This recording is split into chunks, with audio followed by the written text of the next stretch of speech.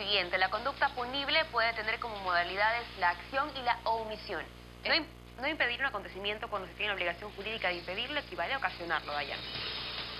Así es, justamente esto en referencia a lo que decía el vicepresidente Otto Sonnenholzner sobre, en este caso, la omisión en la que habían incurrido estos policías el día en el que finalmente se terminó frente a ellos de asesinar a una mujer en Ibarra. Después de 1 hora y media. Y está con nosotros la candidata a la alcaldía de Guayaquil, Cintia Viteri, a quien en este momento, pues más allá, no vamos a entrevistar como candidata, sino como mujer. Cintia, bienvenida a este espacio y empecé preguntándole si usted cree que en estos momentos realmente, tras escuchar lo que dijo el vicepresidente Otto Sonnenholzner, de que prácticamente a los policías tienen que actuar y que serán respaldados por el gobierno, si existen las garantías para esos policías. Ninguna.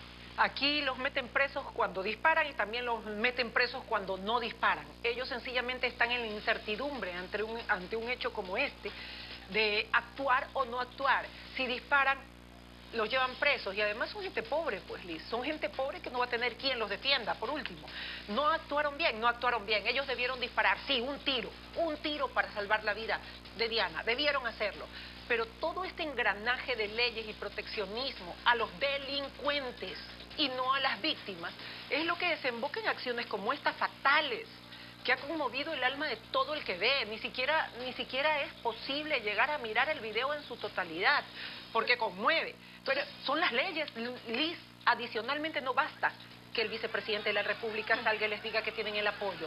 Si las leyes dicen otra cosa, si son juzgados por disparar, si son apresados también cuando no lo hacen. Aquí el sistema está hecho y fue hecho, y me consta porque con la misma ministra del Interior, cuando era legisladora, discutimos amplia y arduamente sobre los derechos que defendía su grupo y los derechos que defendíamos nosotros. Pero esas leyes de las que usted está hablando ahora, precisamente hace un año, si la memoria no me falla, enero del 2018, fueron las que intentaron cambiar con un proyecto de reforma que presentó el alcalde Jaime Nebot. Usted lo acompañó, me acuerdo, a la asamblea a entregar ese proyecto que sigue reposando ahí.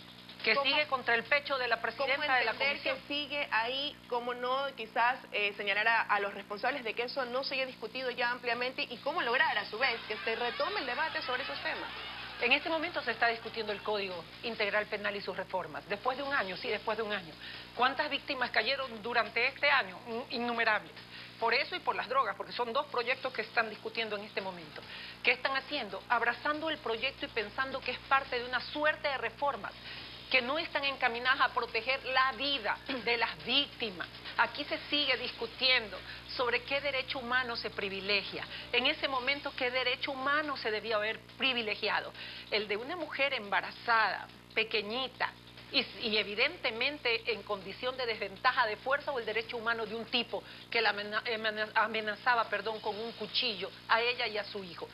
Este es el marco que nos ha regido hasta ahora, Liz y compañeras. El marco que nos rige legal protege a los delincuentes, los protege y deja a la víctima en la indefensión. Pero Cintia, ¿no será que el tema va más allá justamente de... Digo solo leyes porque en el COIP está escrito lo que significa la omisión y el reglamento de la policía también establece específicamente cuando ellos deben actuar, incluso si las consecuencias son letales? ¿Por qué nuestra policía no actúa así? No solamente está este caso, venimos hablando desde hace varios meses atrás, el caso de Pozora, también se observó una falta de procedimiento allí. ¿Qué esconde algo que quizá por el sigilo que guarda la policía y por las jerarquías que mantienen no se dice abiertamente lo que está pasando en el interior de este organismo? Ojalá que la policía pueda hablar de lo que está pasando al interior del organismo. Ojalá que pueda decir el por qué no actúan con la fuerza que debieron actuar en hechos tan violentos como los que ha visto el Ecuador en estos últimos tiempos. ¿Por qué no disparan? ¿Por qué no actúan? ¿Por miedo? Porque tienen o no tienen los suficientes equipos para reaccionar, están preparados o no, tienen francotiradores o no tienen francotiradores para hechos como este, pueden actuar con libertad como su conciencia y el peligro les manda, o son reprimidos luego de hacerlo si ellos actúan de la manera como en este caso debieron actuar, disparando al tipo que tenía amenazada a Diana, disparando, sin dudar, disparar. Todo esto es un engranaje de leyes que deben ser cambiadas, que te repito, protegen al asesino, protegen al violador, protegen al secuestrador, protegen al ladrón y dejan a la víctima en la indefensión. ¿No ves por ahí cómo pasean con el grillete en la pierna además como símbolo de poder. Los delincuentes con arma en la mano en plenos ciudadelas aquí en Guayaquil.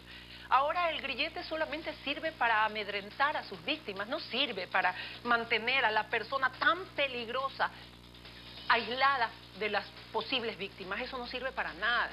Yo discutí por años lo que se iba a venir y lo que iba a pasar en la Asamblea Nacional. Ahora no hablo ni como candidata ni como persona política, hablo como ciudadana. Esas normas, y te pongo solo un ejemplo, en este país el Código Penal sanciona con más dureza a quien incita a la mendicidad que a quien abusa sexualmente de un niño.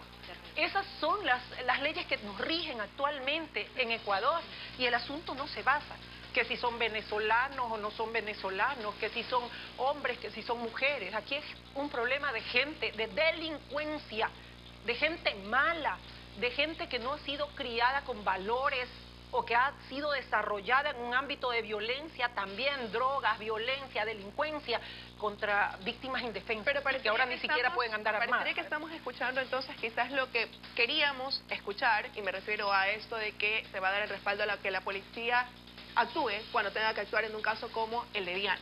Pero por otro lado, usted acaba de Diana decir... pagó con su vida ese pronunciamiento. Usted acaba de decir algo por otro lado. Hay que preguntarse si están capacitados, hay que preguntarse si cuentan con los implementos, si es que hay el personal, quizás el francotirador. Y esto me trae a colación algo que hicimos aquí en este noticiero de investigación, donde se hablaba que ni siquiera tienen para renovar sus uniformes. Entonces, quedó aquí en evidencia que muchos de los policías son ellos los que tienen que ir y comprar su uniforme porque ya no se los renuevan por falta de recursos. Entonces, estamos diciendo, por un lado, actúen, pero por otro lado, ¿cómo enfrentar esa realidad que quizás vive la policía y que también no está puesta sobre el debate, que no se quiere frentear y que se desconoce en muchos lados? Lo has resumido. No es una declaración del vicepresidente que va a cambiar la ola de violencia que vive en el Ecuador. Mujeres y niños que son más vulnerables todavía en la violencia intrafamiliar. No son solo unas declaraciones. Aquí hace falta una política de Estado que dé dinero a la policía, que dé recursos, que dé armas, que dé carros, que dé personal especializado como los francotiradores, que dé no solamente el apoyo a través de una pantalla de televisión, que hace un policía con el apoyo frente a delincuentes armados hasta los dientes. Pero ¿de dónde sacan ellos esos recursos, sí las armas Cintia? necesarias? Porque hace unas semanas, cuando pasó lo del incendio en la clínica de rehabilitación del Surio, aquí en Guayaquil, recuerdo claramente, aquí estuvo el gobernador y dentro de las soluciones hablaba, necesitamos centros de rehabilitación, pero también reconocía, no hay recursos. Entonces, ¿de dónde sacar esos recursos? Para potenciar también a la policía si vemos que no hay recursos para muchas otras cosas acá en el país. Privilegiando la vida. Privilegiando la vida, porque los recursos que da el Ecuador, que produce el Ecuador, no deben ser destinados para seguir ampliando el aparato estatal en empleados y más empleados y ministerios y celulares y computadoras y carros.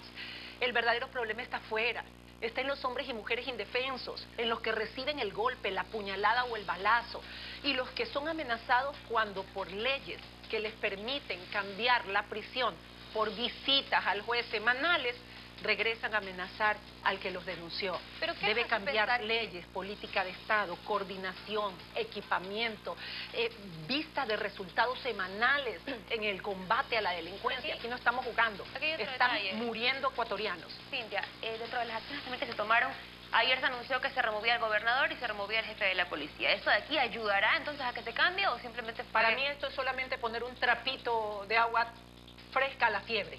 El problema es más profundo, es de sociedad y es de estructura del Estado, es de leyes y es de coordinación general para tener una política destinada al combate feroz, y digo con todas las palabras, feroz, a la delincuencia y la protección a las víctimas. ¿Qué nos hace pensar que eso va a llegar, en este caso, analizando de cómo se han movido las autoridades luego de lo que ocurrió? Hemos visto un tuit del presidente de la República, hemos visto unas declaraciones, pero no hemos visto hablar de lo que usted está hablando en este momento. ¿Qué hace pensar que esas pistas que están dando, como posiblemente se puede actuar, definitivamente lleguen a solucionar un problema? Ahorita en este momento la Asamblea Nacional está discutiendo el Código Integral Penal y sus reformas. En este momento están discutiendo si un criminal, asesino, violador o secuestrador se queda en la cárcel hasta oír su sentencia o sale con el amiguito o el brazalete en la pierna a la calle a seguir delinquiendo. En este momento el Ecuador entero debe mirar a la Asamblea Nacional para que reaccione como debe reaccionar. Y finalmente, deben convocar, porque la otra desperdiciaron la oportunidad, una consulta popular, para que se declare al asesinato también como la violación, como delito imprescriptible, y los condenen de por vida a la cárcel. Yo sé lo que están pensando quienes me están oyendo. Yo sé que quieren una sanción mucho más fuerte que la cadena perpetua. Yo sé que en todas las comunicaciones que salen a través de las redes sociales lo que quieren es que se eliminen a los delincuentes. Lo dicen sin temor y con todas sus palabras. Pero como en Ecuador, por lo menos como enunciado, porque aquí no se respeta la vida de nadie, se dice que se respeta la vida, entre comillas. Si no quieren hacer lo que la gente quiere que se haga, entonces llamen a consulta, encierren de por vida a asesinos y a violadores y no les permitan estar cerca de nuestras familias, de los hijos de ustedes, de sus seres amados y de la sociedad entera. Todos los que me están viendo en este momento están desarmados. Todos son víctimas de cualquier persona que se les acerque, así sea con una navajita. Ustedes cumplen la ley, ustedes no pueden tener armas. Los delincuentes no cumplen la ley, están mejor armados que la policía, mejor organizados que la policía, se respetan entre ellos mejor que la policía y nosotros sencillamente estamos a la par de que nos suceda cualquier cosa en cualquier lugar como le sucedió a Diana. Abogada, y queremos invitarla a escuchar otra de las declaraciones que dio el vicepresidente Otto Sonnenholzner esta mañana en la cadena nacional. Él también pidió que se les va a exigir el récord policial a todos los venezolanos que ingresen al país. El agresor en este caso es un ciudadano extranjero, lo que podría provocar una generalización que solo traerá más violencia. Es momento de recordar que el nuestro también es un pueblo migrante. Todos nosotros tenemos una historia de un migrante en la familia, alguien que llegó hace generaciones o que partió para buscar oportunidades. Solo les pido actuar con los demás como quisiéramos que actúen con nosotros. Los controles se fortalecerán y a través de un registro que nos permita conocer con mayor precisión la situación de quienes se encuentran en el territorio nacional, sanciones a quienes aprovechen la difícil situación de migrantes que por alimentar a sus familias son víctimas de empleadores inescrupulosos. Hemos agotado todos los esfuerzos, pero Venezuela se niega a entregar bases de datos que nos permitan verificar la información de quienes llegan al país. Desde hoy, y en vista de que el gobierno venezolano separó a su país de la comunidad andina, se requerirá para todos sus nacionales la presentación del pasado judicial apostillado. Vamos a ir a una pausa. Para regresar seguiremos analizando el contexto de estas declaraciones y la problemática que hoy estamos tratando a propósito del asesinato de Diana cometido en las últimas horas en Ibarra. Ya regresamos, una pausa comercial.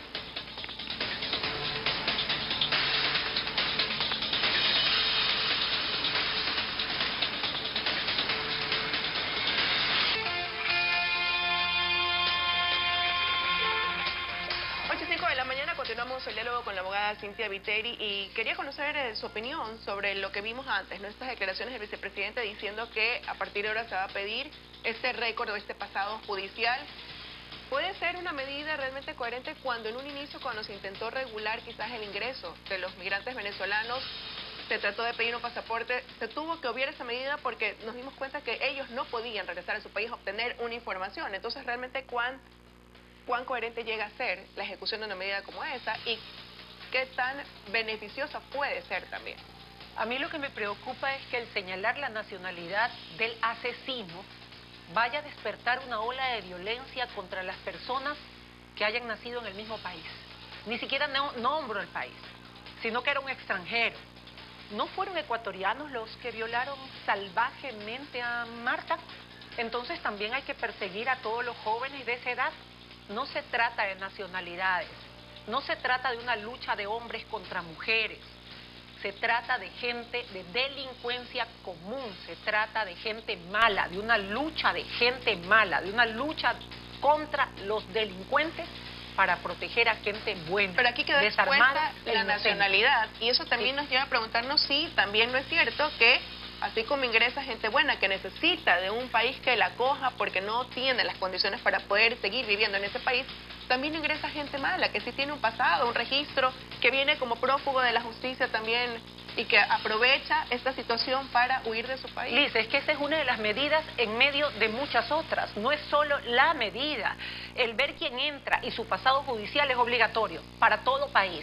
El poder armar a la policía y darle la protección para que pueda actuar en momentos tan delicados como este es otro de los temas. El darle los recursos, el dinero necesario y establecer una política de Estado que coordine todas las provincias, todas las ciudades, todos los gobernadores de las ciudades y puedan emprender una lucha contra los delincuentes es otra de las medidas, no son medidas aisladas. En los últimos días y las leyes es otra de las medidas.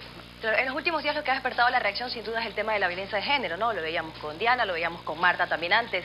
¿Cómo un Estado va a resolver ese problema puntual, que es lo que llevó a mujeres en la calle, si realmente no se entiende cuál es el problema? Y se habla de xenofobia al final. Sí, terminan hablando de xenofobia al final. El problema de la violencia intrafamiliar, donde no solamente caen mujeres, sino también niños, y hasta niños no nacidos, como el de Diana, es un problema arraigado en nuestra sociedad, desde la crianza, desde los valores que las madres, como yo y como ustedes, inculcamos en nuestros hijos varones. A veces nos dicen que somos víctimas y cómplices de lo que nos sucede como mujeres, porque damos diferente educación a nuestras hijas y a nuestros hijos. Para mí, hombre y mujer, niño y niña, deben ser criados en valores exactamente igual, con el mismo respeto para ambos, para el niño y para la niña, con la misma cultura de paz que debe establecerse entre la familia. Pero si una criatura ve en su casa que el marido que su padre le pega a su madre y además le pega a sus hijos. ¿Ustedes recuerdan el último caso de un niño asesinó a su padre por defender a su madre? ¿Qué es eso sino la degradación paulatina de los valores de la familia y la familia en general y la sociedad? Porque la familia es núcleo de la sociedad. Vamos, sí, a combatir la delincuencia ferozmente, se debe hacer, pero también vamos a prevenir que hechos como este se sigan repitiendo con una cultura de educación profunda desde las escuelas. ¿Qué hacer ahora? Estamos viendo que en Ibarra están saliendo pues asustados, no es de otra manera, estas personas en busca de apoyo, porque ya se está viendo lo que temíamos, ¿no? Esta xenofobia y este temor, porque se sigue en la cadena de la violencia, se sigue en esta cadena de odio, se sigue en esta cadena de señalar y atacar a justos, a inocentes. Por pecadores, como dejaron entrar también por las fronteras, donde durante años pasamos evidenciando que no solamente se trataba de un país, se trataban de muchos países. Y si un país deja entrar sin pasado judicial a cualquiera, no me refiero a un país específico, obviamente van a entrar justos y pecadores por esa frontera. ¿Qué hacer? Yo les hago un llamado a la paz a todos mis hermanos ecuatorianos. Imagínense el terror que puede haber sentido la mujer de Venezuela con sus dos pequeños corriendo porque la perseguían por un delito que ella no cometió. Ella también es víctima de su país y víctima ahora de algo que nosotros estamos reprochando. No nos convirtamos los ecuatorianos en lo que estamos criticando, reprochando y queriendo combatir. No es una nación, porque si no tendríamos que perseguir también a jóvenes quiteños porque violaron unos 3 a Marta salvajemente en la ciudad de Quito. No se trata de eso. Se trata de que este Estado nos debe proteger, de que las leyes nos deben proteger, de que la policía debe de actuar y que la gente que está en la Asamblea Nacional debe reaccionar. Y hago un llamado directo a la presidenta de la Asamblea Nacional y a la presidenta de la comisión respectiva, la señora Marcela Aguinaga, y a todos los asambleístas. En vez de discutir entre ustedes, de andarse aruñando entre ustedes, de andar viendo las minucias entre ustedes, piensen en Diana cuando vayan a votar las reformas al COI, piensen en Marta también y piensen en los niños que ni siquiera llegaron a nacer como el hijo de Diana. Queremos agradecerle su presencia, abogada Viteri, esta mañana aquí en nuestro programa, haciendo el análisis respectivo sobre este tema. Gracias por la invitación. Un abrazo. Sin embargo, seguimos profundizando en este tema y queremos invitarlos a escuchar lo que dijeron esta mañana en los desayunos de 24 horas la ministra del Interior, María Paula Romo, y la fiscal Ruth Palacio. María Paula Romo aseguró que se cometieron una serie de errores previo al asesinato de Diana en Ibarra. Esto fue lo que dijo en Desayunos 24 horas. Fue la víctima la que hace una llamada al 911. Hace una llamada de auxilio al 911, se encontraba en un patio de comidas y ella habla de agresiones físicas y verbales. Al parecer habían algunas llamadas anteriores, un proceso en la Junta de Protección de Derechos de la Niñez en la ciudad de Ibarra. Y esto pues es comunicado al 911 por teléfono, tratándolo como un asunto de violencia intrafamiliar. El 911 envía a un grupo de policías que son policías preventivos. Ahí empieza lo que luego en realidad se maneja con una serie de errores que estamos investigando y sancionando dentro de la Policía Nacional. Ahora, nada justifica la inacción de la policía, lo hemos dicho y lo vamos a seguir diciendo. En el caso de comprobarse, digamos, que haya habido una mala actuación o una inacción por parte de la Policía Nacional, por parte de los policías presentes allí en ese lugar, ¿cómo trata la justicia ese tipo de casos? ¿Qué tipo de responsabilidad se les podría endilgar? Nosotros vemos básicamente o por delito de omisión, por no haber actuado en el delito, o en su defecto por elusión de responsabilidad. Reitero, hay que ver en cuál de estos encaja y de la investigación saldrá si hay que o no proseguirles un proceso penal. Y eso